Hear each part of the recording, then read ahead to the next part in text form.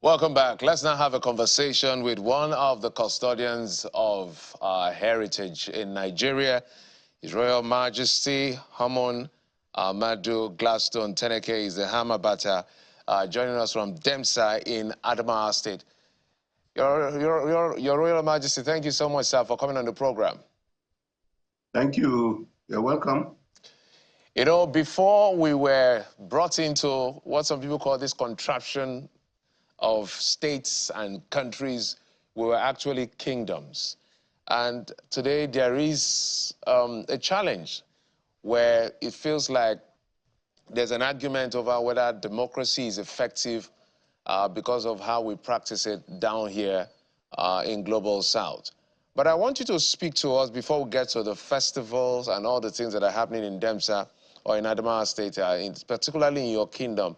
And so what you would like to see as a form of including traditional institutions and leaders in core governance and not just the way they are being treated today.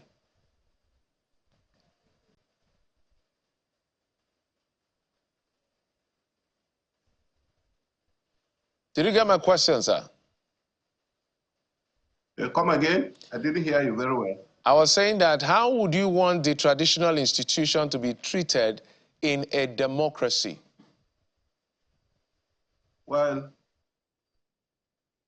traditional institutions are even existent even before the coming of the European.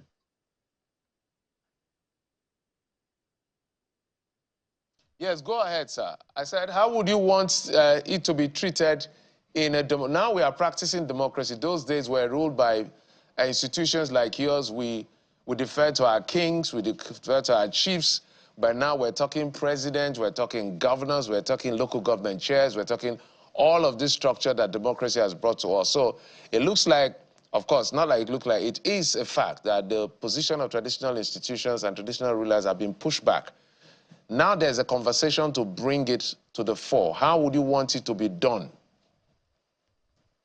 Before even the arrival of our British people, traditional institutions are the way in the ruling system of our democracy. But with the arrival of these Europeans, they kind of usurp the powers of the traditional institutions and make it worse in a case that sometimes you find chaos. And when it is getting too difficult for the government to protect, it is then they come back to us in a kind of a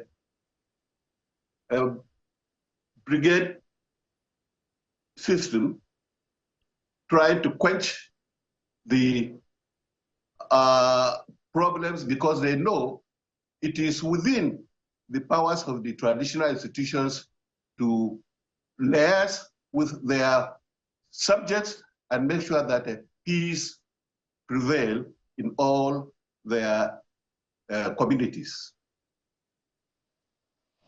And, you know, just to mention that Governor Fintiri has you know, done a lot to elevate traditional institutions through the creation of chiefdoms, you know, to empower grassroots governance. We can even talk about how that has helped, you know, with the enhancement of security in, you know, at the grassroots level in Adamawa. But let's manage our time. I'd like you to reflect on that and talk to us about what to expect from the planned Vunam Festival in Adamawa State. What are the plans and what are the side attractions as far as that festival is concerned? We must never forget the efforts of our governor, Right Honorable Ahmadu Umaru Fintiri, for preserving and protecting the traditional institutions. It was during his reign that traditional rulers are now coming back to the system as it were before the arrival of the Europeans. But for sure, whatever the institutions have to do it must go along with the system of the government. Unless they have that protection and the enabling environment, obviously traditional institutions still remain where they were before. But I must tell you that within our traditional institution here in Adamawa, we have actually enjoyed that system protection and enabling environment. That is why security is even more relevant here and more protected than in other communities that are beyond Adamawa State. It is also in record that our governor has now given the traditional institutions more advanced protection for even creating more chiefdoms and the areas into the system again, which make it quite easy for the traditional institutions to liaise and inform the government of their protection and their security. Culture is actually what every society must protect, because a society without culture is not an original society. It has no origin if there is no culture, because culture is the people. So the Vinod Festival, which we have just ended, is to summon and to also beckon the arrival of the rainy season, whereby we are asking all our communities and our subjects to go back to land, because we need to feed ourselves or to grow what we eat and eat what we grow. In such a case, yes.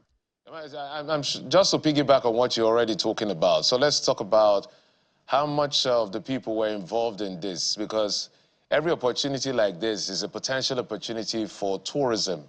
That is one of the areas we have to look at beyond oil and gas that we have in our reserve. So talk to us about the level of publicity that goes into the promotion of this festival, as well as how many people turned up. Do you have foreigners coming or people from other states?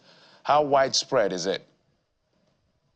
Yes, this particular one of 2025 has actually improved a lot.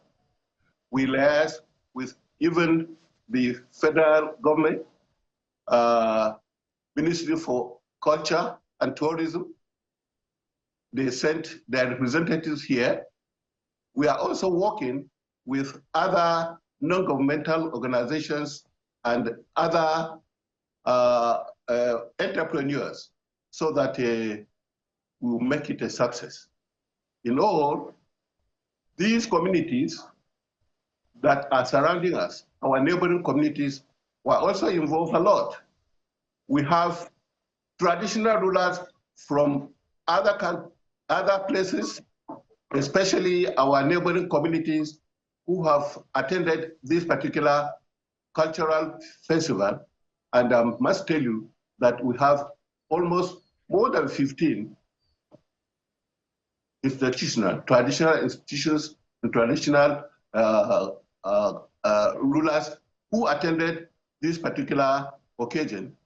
And we also intend to extend further the activities of this into the palace and other traditional rulers around us in other various states, so that we will kind of have a combined system and a cultural heritage that will encompass even our people here and our communities beyond. You know, and your Royal Majesty is really beautiful to behold. We can see high points of the festival there. Pardon me, I must take you back to the matter of security. Though you acknowledge that the efforts of the governor to empower traditional institutions has improved security, but, you know, it doesn't tell the entire story. And just yesterday, we hear from the Senate the need to establish military formations in local government following attacks in that local government, and I believe in Gombe, in Adamawa State.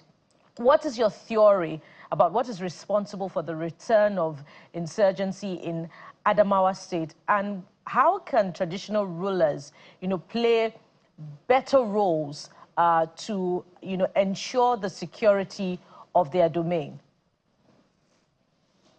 Obviously, there is a lot to be done.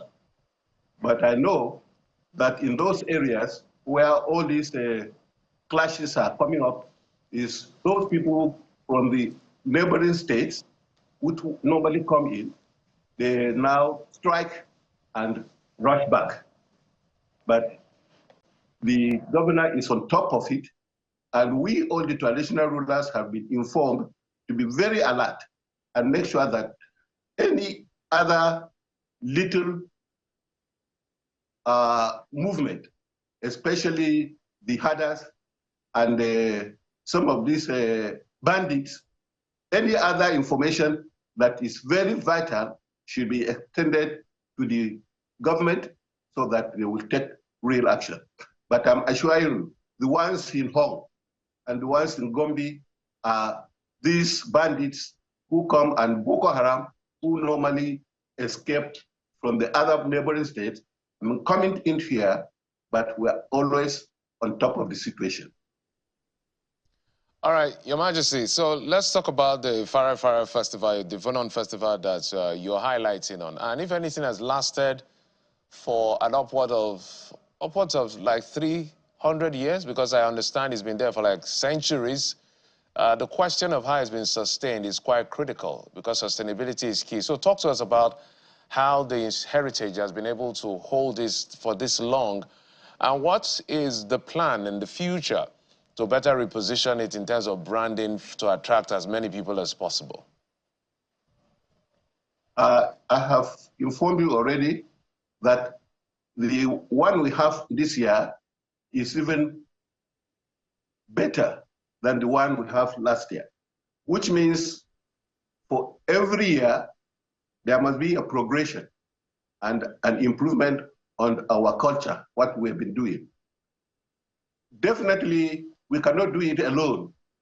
That is why we need the assistance and cooperation of other traditional institutions so that the festival will go a long way into determining exactly our cultural heritage and encompassing the other communities that will have to work together because we cannot do it alone. For this year, you can see it from the pictures there that some of these activities that were created this year were not there last year.